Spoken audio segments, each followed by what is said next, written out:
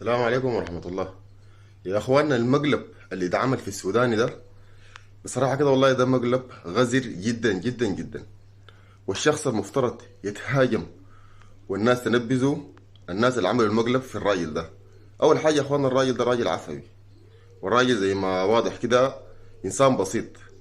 فاول حاجة بغض النظر من ما قال وبدل منه، اول حاجة يا اخواننا المقلب زي ده يعني دي من المقالب اللي بتجيب يعني بمشاكل اسرية، ومقالب ممكن تنهي حياة الإنسان. يعني ليه لازم المقلب ده انتشر في كل السودان، وأكيد وصل أسرته، وصل أهله، وصل قرايبه وأخواته. دي حاجة. والحاجة التانية تصرف البدل منه ده تصرف يا إخواننا عفوي. هو هو ذاته ممكن يكون ما عارف إنه يتصرف كده ليه، نسبة للحاجة الحاصلة يتصرف تصرف طبيعي. صح، خدت نية كعبة وحاول يستغل الموقف. فالمواقف دي لو خدت فوق أي راجل يا إخواننا ممكن يلقى نفسه انه انزلق في الفتنة دي، وممكن يلقى نفسه لحد ما ارتكب الذنب ده كله حتى بعد ذاك يفوق. فدي حاجة طبيعية. فالشيطان يا اخواننا زي ما عارفينه الشيطان ده ذكي واشطر مننا، لكن الناس المفترض يتم التبليغ ضدهم ويتحاكموا ويتم ايقاف برنامجهم. الناس اللي عملوا المقلب ده يا اخواننا دي الناس غزيرين جدا جدا.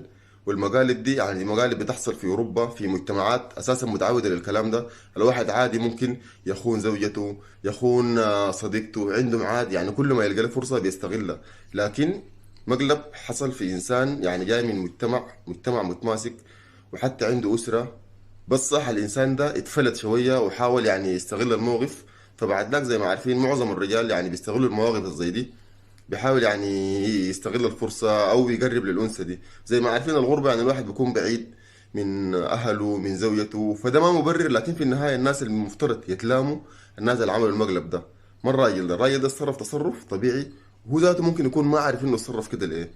كثير من الناس لما يقع في ينزلق في فتنة زي دي وفي مشكلة زي دي ممكن ما يفوق من الحاجة دي إلا بعد ما يرتكب الذنب كله. حتى بعد ذاك بيجي يراجع نفسه انه انا عملت كده كيف وبتين والبرنامج ده ليه دعم. حاليا التصرفات اللي بدرت من الراجل ده تصرفات شيطانية. زول لقى لي مرة بتتكلم معاه في دولة غربة وبتهبشه، بديهيا انه بيحاول يستغل الموقف ده او بيحاول يقرب لها.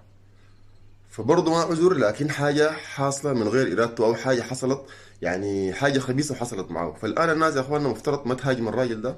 لو في مهاجمة تهاجم الناس اللي عملوا المقلب ده، لأنه الزول ده ممكن يكون عنده أسر وعنده أهل وعنده أخوات. حاليا السودان كله قايم وقاعد فيه، ومعظم الناس اللي قاعدين يجوطوا ويقولوا وطيت راسنا يا مغترب هم اللي وقعوا في الموقف ده ممكن يعملوا أكتر من كده.